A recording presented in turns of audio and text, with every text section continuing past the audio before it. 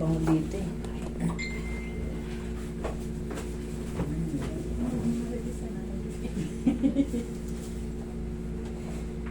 Ito sila naka-live oh. Tumunog nga. Hindi naman tayo mapapahiya dyan kahit naka-live sila. Bigyan pa tayo. Yun, Naka-live sila, nag-live sila. yung kanina, nag-live sila. Pwede naman mag-live. Ang ginagawa lang natin dyan, nililimitahan lang natin kung sakaling galing kayo ganun, galing kayo ganun, galing kayo sa Oo. i-ano mo lang. Pero walang problema kahit live. Video natin si Michi. Sa cellphone mo. Teka lang. Saan, Jen? Kabilang Busy side. ito, namamalita na eh. Pupuntahin na rin daw si ganito, si ganyan. Dami nang pinapunta.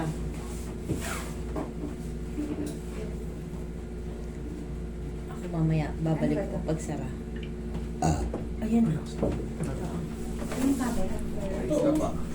Nag-ano ko pa ba? Lovely, nag-ano ko pa ba? Pilates ka pa ba? Hindi, in-start ko. Di ba? Hindi na yan sa'yo. Grade 4. Grade 4 na nga eh. Hindi na yun sa kanya. Pag grade 5 na nga. Alam mo, matagal na yan. Matagal na yan. Kaya Matagal na nga ito ako pero ano. Lapit na mag-high school. Oo. Ano mo sa... Graduating na eh. Pwede receipt din, no? Ito, hindi lahat yan. Lahat. Mas ma-appreciate nyo kasi yung ginagawa ko kung kayo ay in pain. Katulad mo, in pain ka. O, tingnan mo, na-appreciate mo yung ginawa ko. Tuwa nga ako. Pagka kayo naman ay magpapa-reset lang, Wala. ang mangyayari dyan, hindi nyo kagad ma-appreciate kasi hindi nyo to alam. Pakatok ba? Wala. Pero ang benepisyo niyan matagal. Ay ano, maraming benepisyo kasi yung mga kilos mo, napakaluwag lang, napaka-smooth. Pero pinaka-the best talaga, pagka kayo ay magpapa-reset, kung kayo ay in pain, kung may nararamdaman kayo. May brace Hindi nga nyo ako. ma-appreciate pag ano. Sakit na likod ko kagabi Wag ko walang pain. makatulog eh. Pero Kasi paano baka naman sinisip yung- nyo, baliwala, ginanong-ganon lang ako. Akala nyo lang yun, pero Alam mo lang Paano wala. naman yung ano siya eh, parang nakuan siya pero ang issue Ano? doon niya baka osteo yun, hindi yun kasama. Osteoarthritis. osteoarthritis, okay. Kasi magkaiba yung osteopenia, osteoarthritis, osteoporosis. Osteo means bones. Pero iba-iba yan. So pwede siya. Oh. Pwede. Bakit hindi? Sakit dito ko kagabi daw makatulog. Kailangan mo ito kaya. Pag grade 5 na yata. Sabihan mo lang. Yun. Sarap. Huwag kayong kikilos kagad, huwag kayong tatayo. Hayaan nyo munang mag-sink in yung adjustment. Kasi baka magkaroon ng biglaang hilo. So kailangan nyo munang i-relax yung katawan nyo after the spine traction. Yan lang. In a few seconds, matatayo yung kayo. Pero yun, hindi yun masakit. Magugulat ka lang. Inhale. Exhale. Bakit mo video pa tulog? Pero talagang dapat yan, hindi masakit. Pero pag tinraction kayo at nasaktan kayo ng grabe, tapos ayaw nang tumigil yung pananakit, ibig sabihin, mali ang traction. Pero pagka habang tumatagal, parang sumasarap, good yung traction. Okay, upo.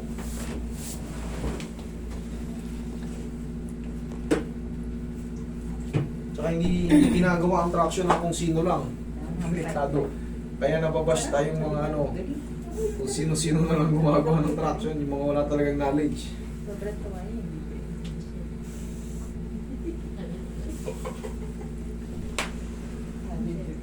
Sabi ni Madre din.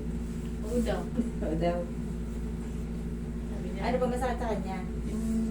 kasi sumakay ka sa sasakyan doon ni Ate Beg. Mm. Kaya parang may naiipit na may naiipit ba? Fortuner yung sakit dito. Oo. Siguro nahirapan siya umakyat. Oo, Taas eh. nahirapan. Tapos parang may naiipit sa dito doon. Kasi nagtutungkol na siya. Ito ko na siya. Masyado kasi siyang lumaki lalo. No? Pagka masyadong lumalaki, siyempre mas mabilis makompress yung mga disc. Yan kasi. Ngayon, hihirapin kang kumilos. Pag umipit yun, tapos naglalakad ka, siyempre parang bouncing ka, mas mabilis makompress. So, hindi naman sa pagkano, kung kaya nyo magbawas ng timbang, kung kayo ay alam nyo bumibigat kayo, magbawas. Kasi kahit sa ospital, sabihan din kayo, ma'am, kailangan mo ganito, magbawas ka ng ano. Tsaka mas mahirap naman kumilos pag sumusobra tayo sa bigat. Kaya rin naman mahirapan.